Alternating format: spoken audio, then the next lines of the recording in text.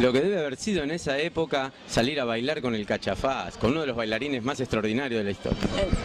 Fue lo más extraordinario. No hubo ningún bailarín que lo imitara. Claro. No lo han podido imitar. No, hasta ahora no hubo. Mire que hay muchachos que bailan, pero no hacen lo que hacía él. Estilo, ¿por qué? Si el tango es un estilo, ¿y por qué? ¿Qué quiere decir eso? Lo tienen. Es una música que empieza a gestarse, a aparecer, algo biológico, algo orgánico, no pensado. Y además de bailar, más o menos características. Claro, Mauricio es un muchacho altamente creativo, pero es el escenario. En la vida social, en el baile social de mi madre, de Barracas al Sur, hacia Avellaneda, donde vivíamos, y en esa época bailaban más arriba, un poco más arriba, así. Se vería así, flexionadas las piernas, ¿eh? Ta, ta, ta, ta, ta. Sí, levanta el brazo, levántalo, levanta el brazo. No hace eso la chica, el hombre le va a buscar, ahí. Esto no duró muchos años, este estilo en sí.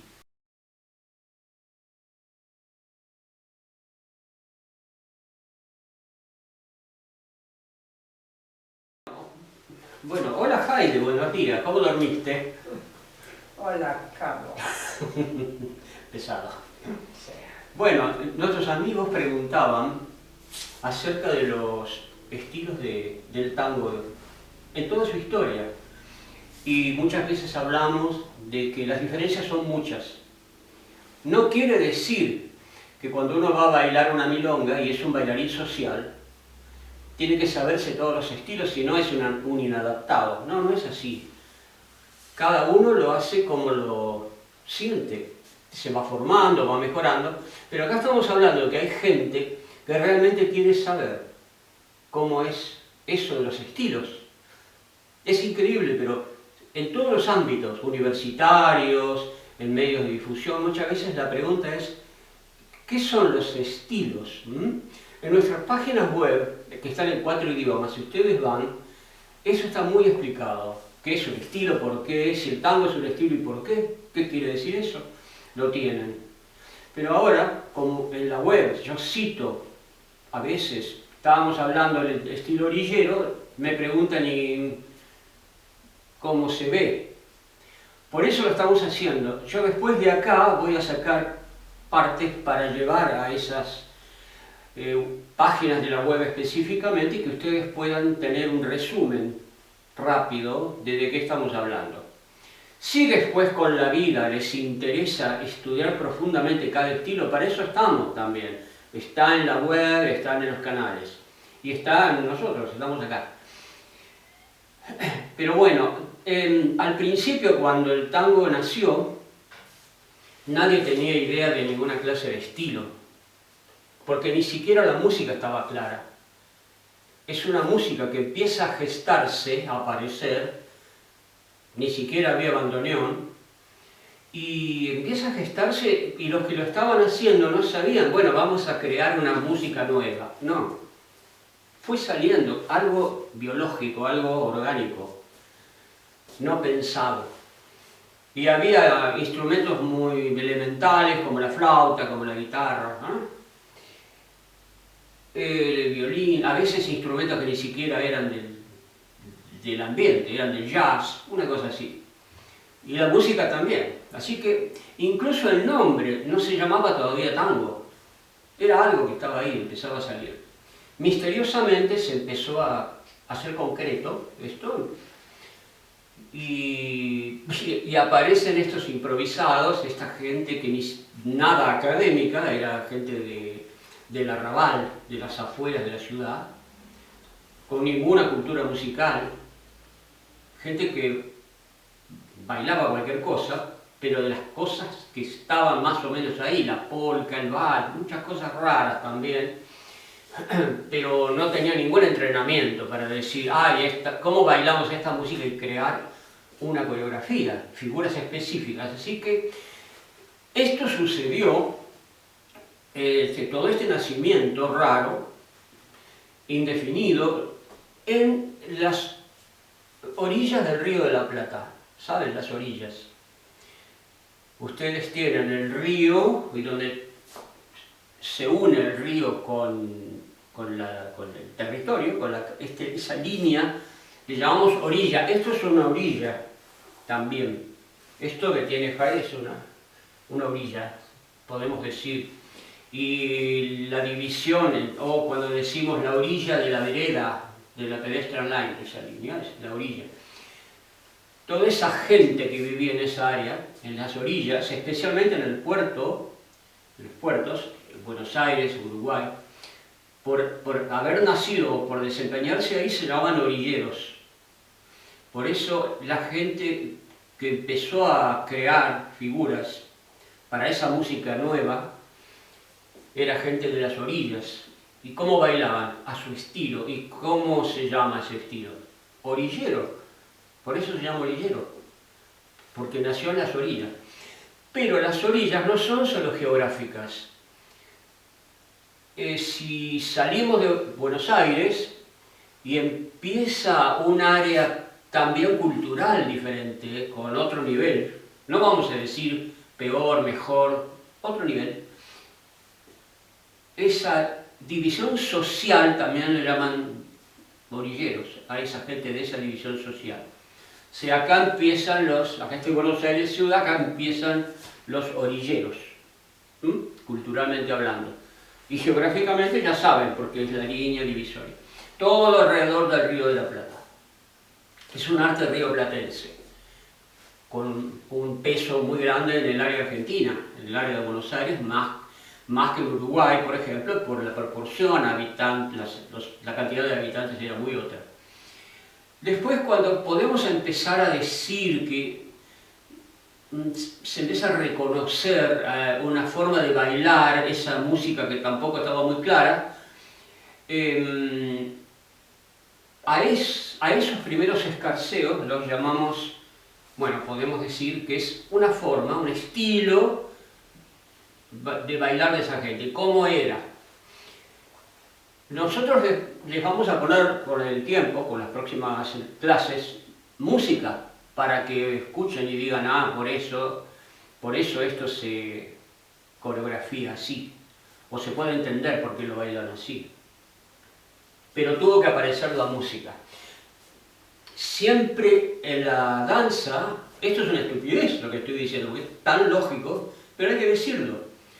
Primero aparece la música, y después aparece el estilo para bailarlo, cómo bailarlo.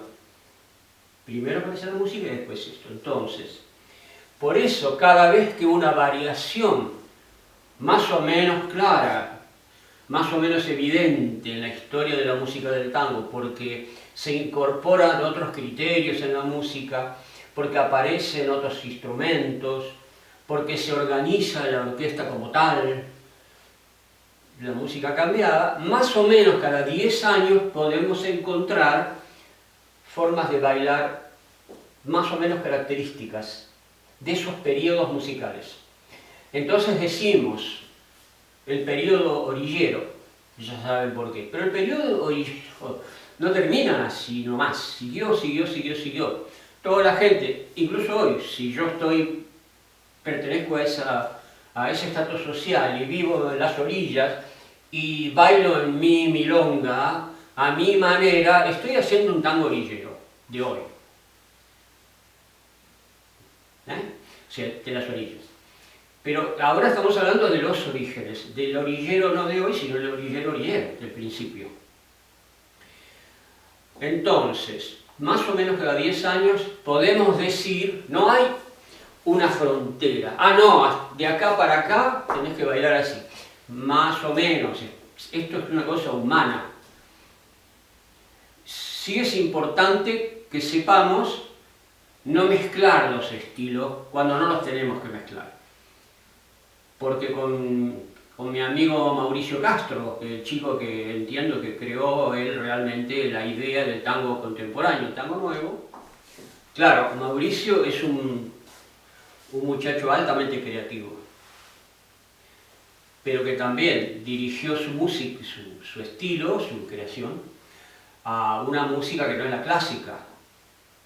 Le llamamos tango nuevo. También las orquestas estuvieron incursionando en nuevas formas musicales, como Narcotango, Botan Project y tantas. Entonces, el problema es cuando escuchamos, por decirles algo, a lo mutuo,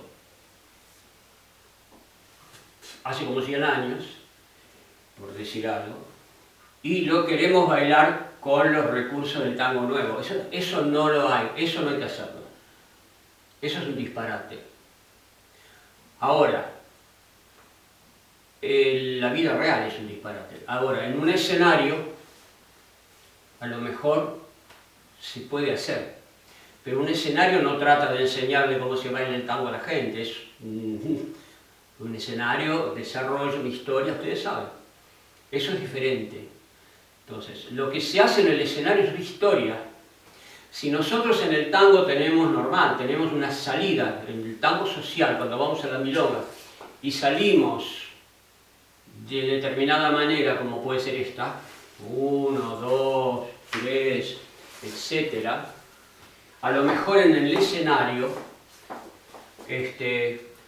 la dejo trabajar a ella, y ella hace algo.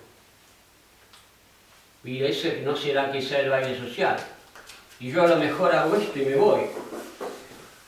Pero es el escenario.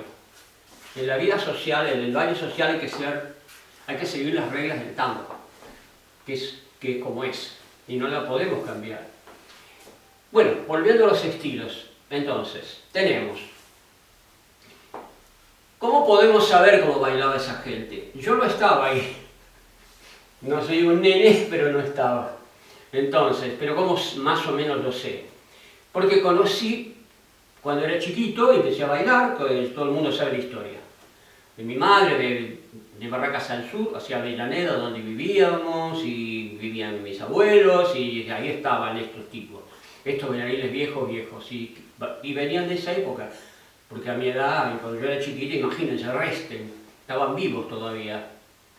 Y ahí cuando tuve el privilegio de verlos bailar, y ahora puedo ayudarlos a entender, porque los vi a ellos o porque me lo explicaron.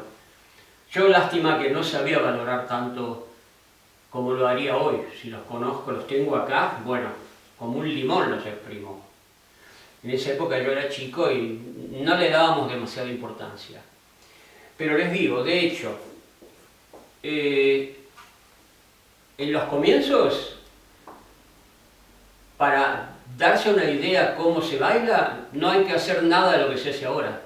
Los giros no existían.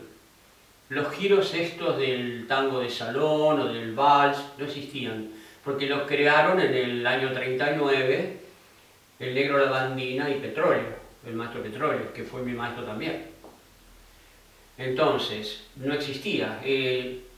Los que llamamos molinetes eran muy distintos. Pero para que se den una idea, vamos a ver. Los ejes, este es el eje de Heiberg y este es el mío, ahora son independientes. Somos independientes.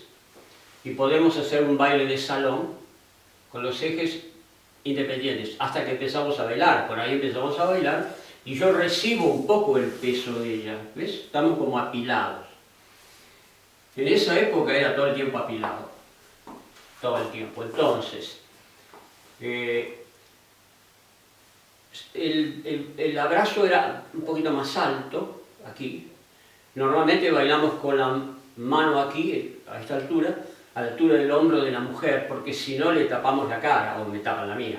En mi caso, acá esto es atípico, esta diferencia de alturas, es atípica, pero si no, baja un poquito, por favor. Si fuéramos así los normales, mi mano estaría a la altura del hombro de ella. Bueno, en esa época bailaban más arriba, un poco más arriba, así. Por otra parte, compartían el eje. Esto quiere decir que se caían un poquito sobre mí, así. Esta era la zona de contacto. El espacio entre los dos se llama tercer volumen. No había tercer volumen. En el tango contemporáneo, si yo hago una colgada, por ejemplo acá, ¿ven?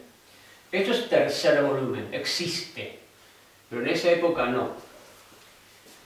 Hoy si vamos a un concurso de baile y se supone que estamos participando en una prueba de baile de salón y terminamos haciendo esto, nos descalifican porque este tercer volumen no existe en el tango de salón. Entonces, primera regla o característica, era un poquito más arriba, compartíamos el eje y las rodillas bastante más flexionadas, ¿sí? El abrazo del hombre estaba a la altura de la cintura. Estoy hablando del tango orillero. La mano del hombre, el brazo del hombre a esta altura, para formar un bloque con ella. Ella no iba a hacer, no iba a hacer esto. Estas cosas son del año 40 para acá. Imagínense, en ese momento, eso no. Entonces, ¿cómo hacían las chicas? Nada, el tipo salía así, y si giraba para acá, la chica iba cruzando de esta manera, sin girar las caderas. Entonces, un molinete se vería, un giro se vería así, flexionadas las piernas, ¿ven? Ta, ta, ta, ta, ta, ta, ta, ta, ta, ta. Entonces, orillero es eso. Ahora, dentro del grupo de los orilleros, que eran bastante underground, existían los bailarines que fueron definidos como canyengue, los bailarines canyengue, que tenemos que hablar aparte de eso. Pero los bailarines canyengues, un corto periodo de tiempo, por influencia negra, bailaban con la mano acá, el brazo acá. Entonces, ¿ven? Nos separamos un poquito.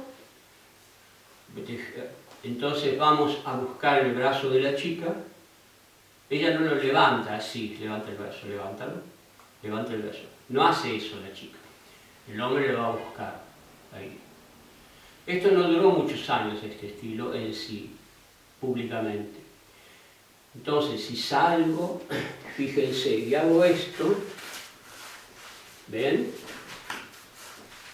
La chica está cruzando sin girar las caderas, no las gira. Entonces ya tenemos un poco la idea del orillero y del canyengue, ¿no? Bueno, entonces, seguimos avanzando y estamos orillero, dentro del orillero aparece el canyengue. A su vez, dentro de cada uno de estos estilos, pero especialmente dentro del canyengue, hay estilos. ¿Cómo puede ser? Y porque un estilo también es la forma en que yo bailo. Ella tiene su forma de bailar, su estilo. Eso es irrelevante cuando hay 100 bailarines. Son 100 maneras de bailar. Pero si hay uno, entre ese grupo de gente, de bailarines eminentes, ¿no? Nuevos pero muy talentosos, había uno que se súper destacaba y tenía una manera especial de empezar, unas figuras que iba creando, como el cachafaz, por ejemplo, que nunca le enseñó a nadie. Él era un chiquito de unos 14 años y le pagaban con golosinas y unas bebidas para que baile, para que muestre lo que sabía, y era un chiquito. Esa gente, esa persona, obviamente con el tiempo desarrolló una forma de bailar solo de él, y eso es el estilo del cachafaz, estilo del cachafaz, dentro del canyengue. Y otro era el tarila, y bueno, el tarila, con el que bailaba mi madrina Carmencita Calderón también, bailaba diferente, y era el estilo del tarila, dentro del estilo del canyengue, como subestilos. Entonces tenemos que son pequeños tesoros. Yo conseguí conocer a 5 maestros de esto, 4 y una maestra, que era Carmencita, y ella bailaba con el cachafaz. Lo bailó como 16 años con él, hasta que él murió en Mar del Plata, actuando, estaba en una performance y de pronto tuvo un ataque del corazón y bueno, por lo tanto yo no lo conocí, por lo tanto tampoco pude aprender nada de él, pero sí de ella, porque le decía a Carmencita, ¿cómo hacía él esto? No, no sé, yo le hacía nada más que los adornos. No, me tenés que explicar. A ver, vení, entonces la abrazaba. El brazo está bien acá, no, más arriba. Y acá, ¿cómo hacía? Te apretaba la mano, no, no, no, esto era así, él estaba sin fuerza acá, sin ninguna presencia. Pero acá sí, acá, bueno, ok. Y mostrame una figura, y entonces la íbamos armando. Era un trabajo muy detectivesco, pero me permitió, sí, entender mucho. No, yo no bailo como Cachafaz, porque es el Cachafaz. Pero me preocupé mucho, gracias a ella, de aproximarme, pero mucho. Yo puedo decirles qué puede ser el Cachafaz y qué no. De eso habrá tiempo para hablar también, espero. Entonces, estamos dentro del estilo canyengue, hay otros estilos, no son subestilos, son estilos en sí mismos. El de a cada uno de esos maestros. Lamentablemente no había cámara, no había nada, así que hubo que... Yo conocí a estos viejos, pero creo que soy el único que queda que conoció a estos viejos. Me parece a mí. Yo no conozco a nadie más que a él, no lo conozco. Por eso quiero dejar constancia de todo eso, de forma de vídeo, lo que sea. Pues yo, ya a la edad que tengo, mucho no me queda, ¿eh? Lo más que puedo hacer es un gran esfuerzo, porque lo es, para transmitir todo lo posible y qué sé yo lo que harán. Pero que no se pierda, que puedan respetar, que esos bailarines sean respetados y entendidos, y si es posible, conservada su herencia. La que yo recibí se las paso, ¿no? Entonces el canyengue. Bueno, seguimos adelante. ¿Cuándo hubo otro cambio? Bueno, hay un cambio en los años, esto ya estamos hablando al principio, de los años 20. Después ha ido con orquestas particulares, orquestas que vamos a estudiar. En los años 30 ya vemos otro cambio, otro cambio. La música se enriquece más. Ya es como, ya es tango de análisis, que se llama así, con sus características de las que tenemos que hablar también, porque el tango es así, no es bachata, ni es salsa, ni cuáles son sus leyes. Y entonces llegamos a los años 30. En los años 30 el cambio es muy fuerte, porque pasamos de una música acanyengada, toda la época, justamente hablamos de lo mutuo, por ejemplo, pasamos a Juan D'Arienzo, súper orquesta bien armada, ¿no? Y Juan D'Arienzo tiene un ritmo vertiginoso. Justamente gracias a él el tango se salvó, porque el tango estaba terminando. No había creatividad, los músicos no sabían cómo hacer nada nuevo. A veces le agregaban 2 bandoneones más a la fila de bandoneones, pero con eso, 3 violines más, pero con eso el cambio. Pero aparece de pronto D'Arienzo, se fue a Sadaica a consiguió una estadística de cuáles eran los más ranqueados tangos que había hasta ese momento, y eligió una docena y los hizo a su manera. Los revivió y a los 3 meses las milongas estaban llenas de bailarines otra vez. Pero era un tango rápido, era rápido y marcado, lo vamos a estudiar. Y entonces había que desarrollar otra forma de bailar eso. Entonces, en los años 30 la gran diferencia es esa. Podemos decir que lo que nos importa de esa década es Juan D'Arienzo. Y saber cómo se baila eso tan rápido.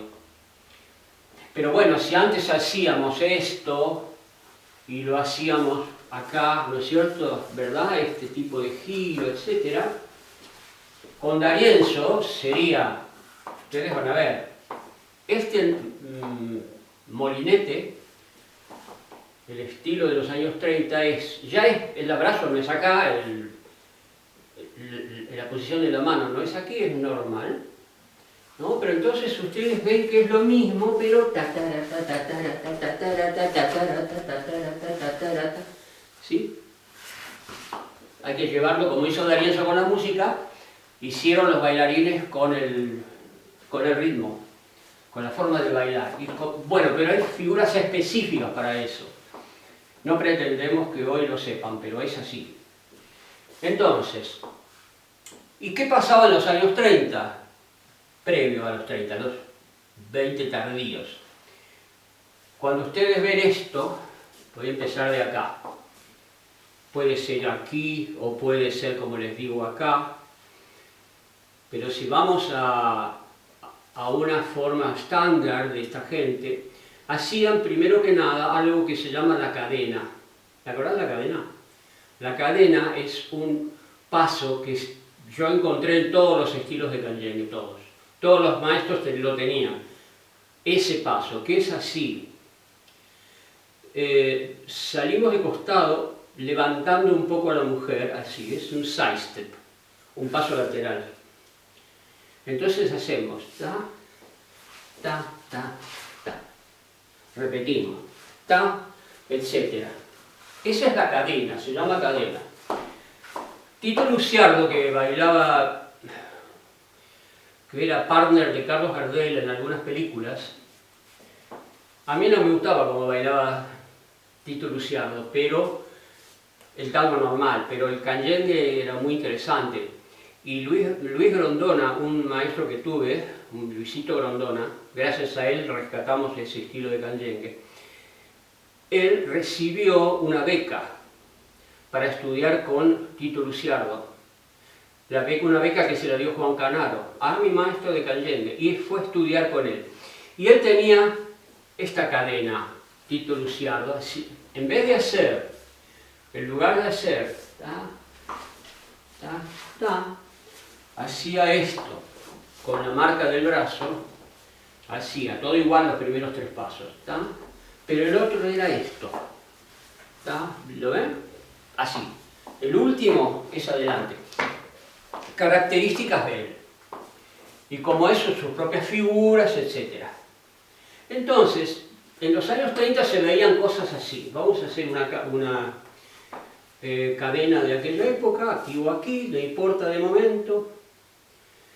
Y hacemos, vamos a ver, salimos así y vamos como a quinta. Ta, ta, y el hombre hacía esto, ¿sí? Vamos de nuevo. Salía, esta gente salía así, como yendo a quinta, iba bajando hasta acá y ahora es pa, pa, ta, ta, ta, ta, ta.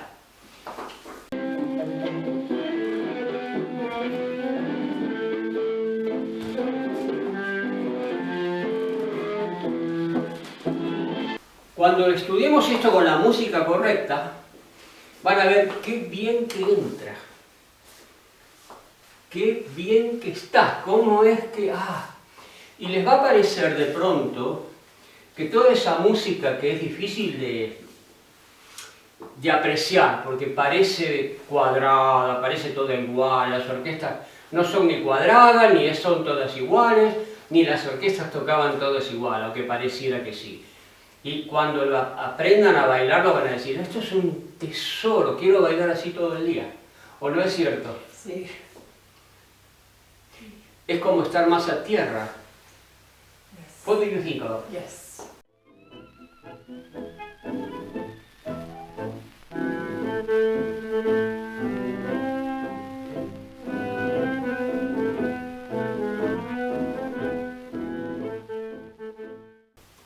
It's a wonderful feeling for the woman. Es un maravilloso feeling, sentir para la mujer. Sí, es volver a las raíces. No nos vamos tan por ahí, vamos a la tierra y ahí a entender los cuerpos. Entonces, estamos hablando muy por encima de que vean que realmente las diferencias existieron y los estilos existen. Y es muy importante entrar en eso y lo vamos a hacer. Todo el que tenga interés, bienvenido, porque les digo, se metieron en un universo realmente sobrenatural.